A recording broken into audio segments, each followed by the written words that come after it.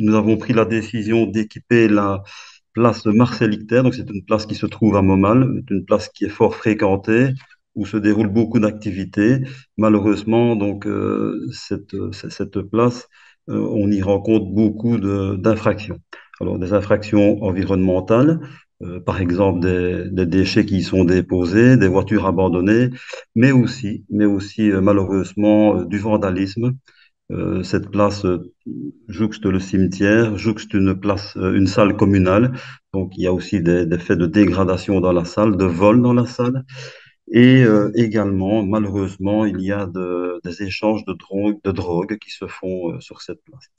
Donc, nous avons décidé d'équiper cette place de 5 caméras, donc afin d'assurer la sécurité quelque part des riverains, qu'ils puissent retrouver un certain confort de vie, puisqu'il y a aussi des faits de tapage nocturne, etc. Donc, un investissement, à notre sens, très important en matière de confort des citoyens, puisque nous en sommes à une somme de 11 500 euros pour l'ensemble des caméras que l'on va placer. Bien évidemment, c'est important de le souligner, ces caméras ne seront visionnées qu'en cas de constat de délit. Donc, s'il y a un délit avéré, une infraction environnementale, un vol ou quoi que ce soit, eh bien, ce sera notre agent constatateur qui, lui seul, pourra visionner les images. Donc, je le rappelle, en cas de un constat d'infraction avérée.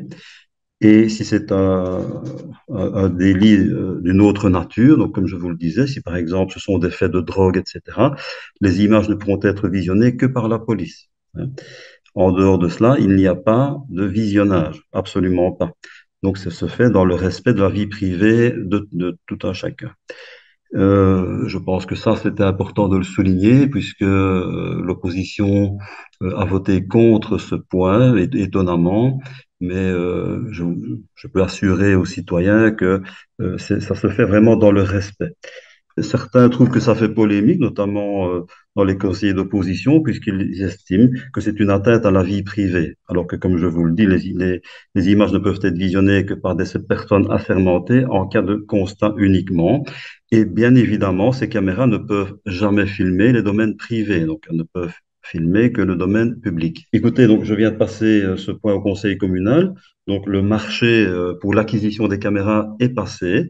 Et on peut espérer que d'ici le mois de septembre, nous serons équipés de caméras et que les riverains pourront enfin retrouver une certaine quiétude.